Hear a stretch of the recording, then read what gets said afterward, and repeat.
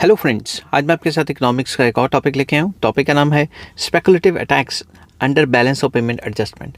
Balance of payment adjustment के under speculative attacks क्या होते हैं, ये मैं डिस्कस करूंगा। ये टॉपिक इंटरनेशनल इकोनॉमिक्स और यूपीएससी यूजीसी के लिए काफ़ी इंपॉर्टेंट है। चलिए विदाउट वेस्टिंग एनी टाइम शुरू करते हैं। सबसे पहले बैलेंस ऑफ पेमेंट होता क्या है।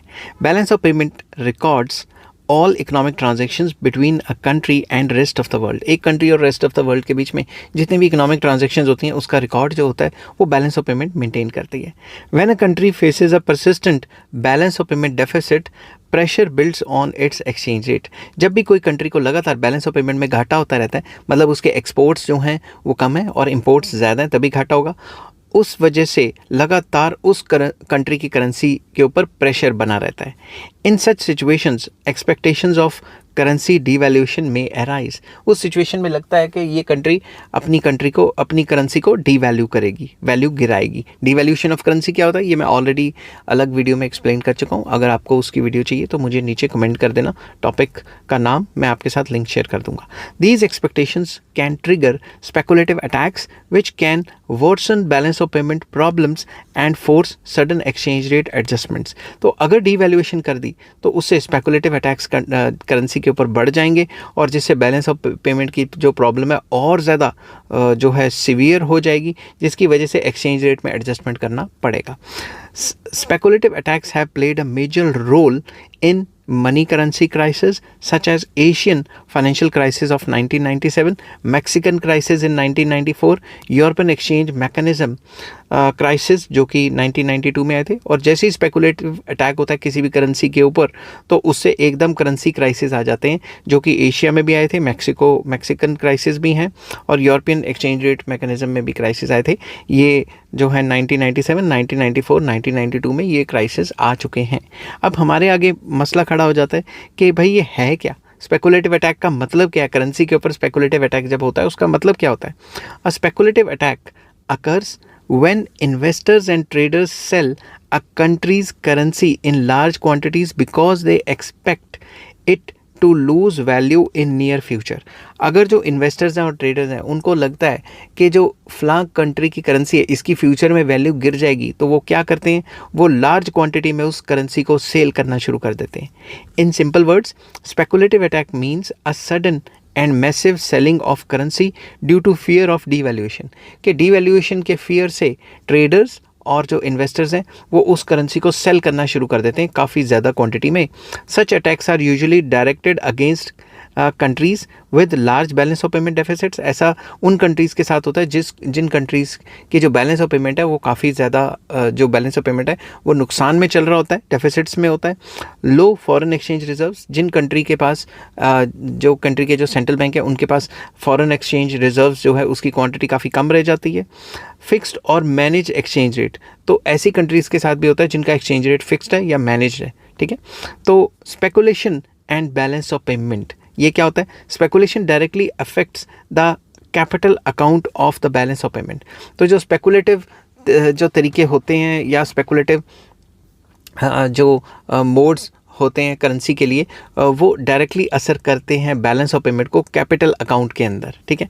व्हेन इन्वेस्टर्स एक्सपेक्ट डीवैल्यूएशन, जब भी इन्वेस्टर्स एक्सपेक्ट करते हैं कि कंट्री अपनी करेंसी को डीवैल्यू कर सकता है, they move capital out of the country. वो जो इन्वेस्टर्स हैं वो उस कंट्री से कैपिटल को ले जाते हैं, अपना पैसा को ले जाते हैं। दिस कॉजेज कैपिटल आउटफ्लोज, तो पैसा बाहर चला जाता है, worsening the balance of payment deficit. इससे बैलेंस ऑफ पेमेंट की जो डेफिसिट्स हैं वो और ज़्यादा जो है सीवियर हो जाते हैं। टू डिफेंड द करेंसी को डिफेंड करने के लिए central bank uses foreign exchange reserves. अब कंट्री को डिफेंड करने के लिए क्या किया जाता है, जो सेंट्रल बैंक है वो फॉरेन करेंसी को यूज़ करता है, उसको लगातार बेचता है, उसकी सप्लाई बढ़ाता है ताकि वो अपनी करेंसी के जो रेट है उसको मेंटेन कर सके। इफ़ रिजर्व्स फॉल रैपिडली, अगर रिजर्व्स फॉरेन एक्सचेंज रिजर्व्स अगर काफ़ी तेज़ी से गिरते हैं, the country may be forced to devalue और फ्लोट इट्स करेंसी। तो अगर उनके जो फॉरेक्स रिजर्व्स हैं वो बहुत ज़्यादा गिर जाते हैं तो कंट्री को फोर्सफुली जो है डीवैल्यूएशन करनी पड़ती है अपनी करेंसी की, या फ्लोट करना पड़ता है अपनी करेंसी को और अपनी करेंसी की वैल्यू को गिराना पड़ता है। Thus speculation can convert a weak balance of payment position into a full scale currency crisis. तो स्पेकुलेशन की वजह से अगर बैलेंस ऑफ पेमेंट में हमारी पोजीशन अच्छी नहीं है तो फुल स्केल करेंसी क्राइसिस भी आ सकता है। क्यों? क्योंकि इन्वेस्टर और ट्रेडर्स अपना पैसा निकाल लेंगे। अब आ जाता है टाइप्स ऑफ स्पेकुलेशन। सबसे पहले आ जाता है stabilising speculation, very important. It occurs when investors buy a currency when it is under. तो कोई भी करेंसी जो अंडर वैल्यूड होती है, जो इन्वेस्टर्स होते हैं वो करेंसी को खरीदते हैं। It helps to stabilise the exchange rate. इसकी वजह से जब खरीदेंगे तो उस कंट्री का एक्सचेंज रेट, डिमांड बढ़ेगी तो एक्सचेंज रेट भी अच्छा होगा। This type of speculation is rare and applied during crisis situation. जब क्राइसिस सिचुएशन होती है, करेंसी काफ़ी गिरी होती है, तो इन्वेस्टर्स देखते हैं कि कौन सी करेंसी जो है ये फ्यूचर में बढ़ेगी और उसी को खरीदते हैं, उसकी डिमांड बढ़ जाती है। नेक्स्ट आ जाते हैं, तो इसको स्टेबलाइजिंग स्पेकुलेशन इसलिए कहा जाता है कि ये एक्सचेंज रेट को स्टेबलाइज करने में मदद करती है, डिमांड बढ़ती है ना उस करेंसी की। अब इसे उल्टा destabilising speculation. It occurs when investors sell currency expecting further fall. उनको लगता है कि ये और ज़्यादा गिरेगी करेंसी, इससे अच्छा अभी बेच दो, लोअर लेवल पे खरीद लेंगे या कुछ और कर लेंगे। It increases volatility and versions balance of payment problem, जिसकी वजह से हमारी करेंसी का रेट और ज़्यादा गिर जाता है क्योंकि सप्लाई बढ़ जाती है, और ये जो वॉलेटिलिटी है इससे बैलेंस ऑफ पेमेंट की जो प्रॉब्लम्स है वो और ज़्यादा सीवियर हो जाती है। तो नेक्स्ट टॉपिक आता है speculative attacks under fix exchange rate system. Fix exchange rate system में ये जो स्पेकुलेटिव अटैक है ये किस तरीके से काम करता है? Under a fix exchange rate system governments promise to maintain the currency at fix value, कि करेंसी का रेट फिक्स रहेगा। अब इसके अंदर मैकेनिज्म क्या रहता है? Country runs a persistent balance of payment deficit, कि कंट्री में मान लो लगातार बैलेंस ऑफ पेमेंट नुकसान में चल रहे हैं, डेफिसिट हो रहा है। Foreign exchange reserve start declining. जो फॉरेन करेंसी है, जो फॉरेन एक्सचेंज रिजर्व्स हैं आरबीआई या सेंट्रल बैंक के पास पड़े हुए, वो लगातार कम होने शुरू हो जाएंगे क्योंकि उनको बेचना पड़ेगा। Market expects devaluation. Market expect करेगी कि सरकार डीवैल्यूएशन करेगी। Speculators sell domestic currency. जो स्पेकुलेटर्स हैं, इन्वेस्टर्स और ट्रेडर्स हैं, वो लगातार डोमेस्टिक करेंसी को सेल करते रहेंगे। Central bank intervenes by selling reserve. Central bank intervene करेगा और जो भी उसके पास फॉरेक्स रिजर्व्स हैं वो बेचेगा। Reserves become exhausted. जो रिजर्व्स हैं वो कभी ना कभी एक टाइम पे आके एग्जॉस्ट हो जाएंगे, खत्म हो जाएंगे। Government is force to devalue the currency. Government forcefully devalue करेगी क्योंकि उसके पास और फॉरेन करेंसी नहीं है।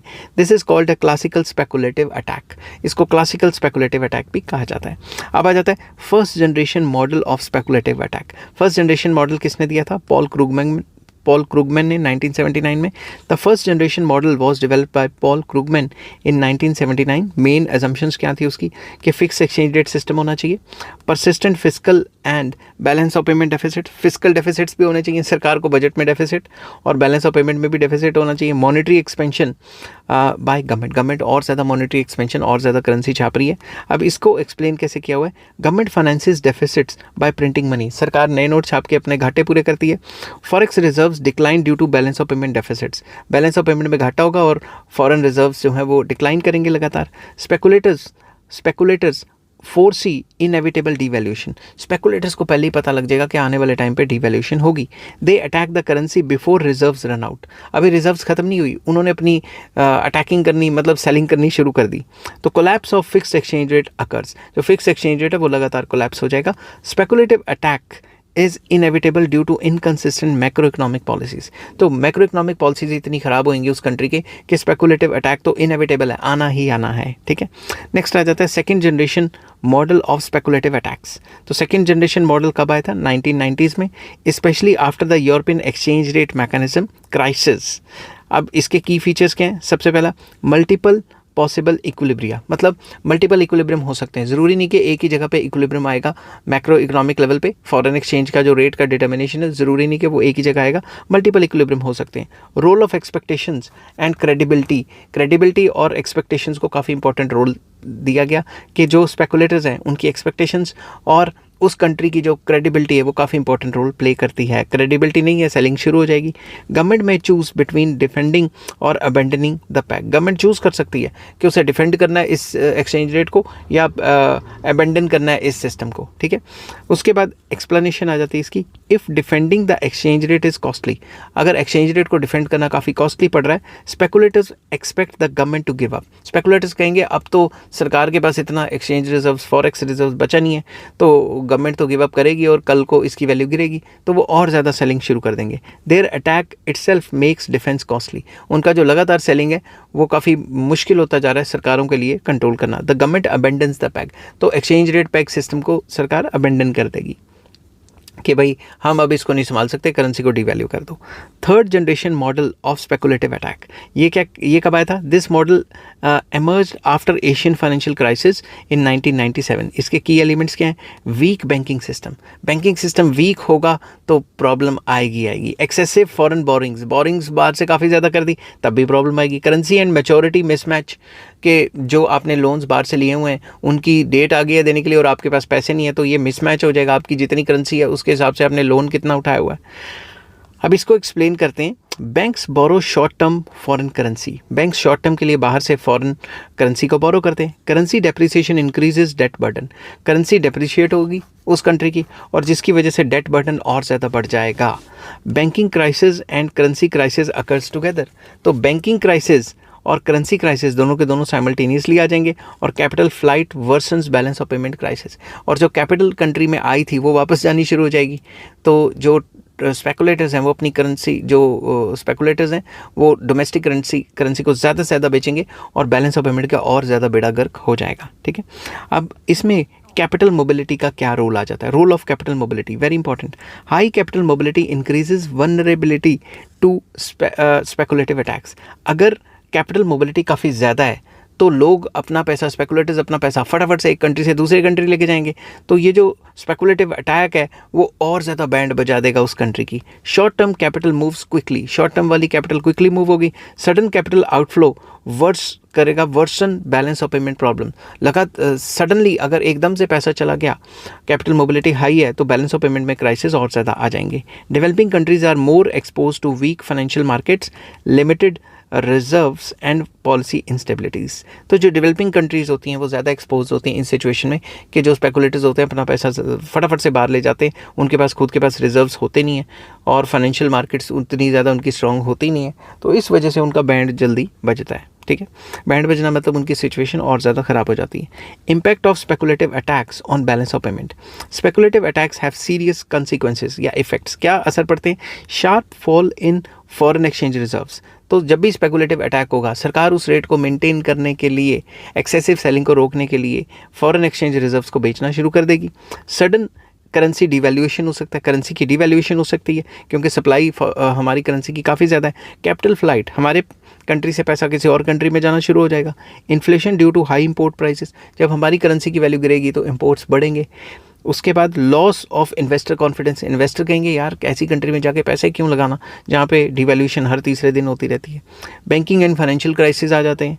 These effects further destabilise the balance of payment, इन सारी वजह से बैलेंस ऑफ पेमेंट और ज़्यादा जो है डिस्टेबलाइज हो जाता है।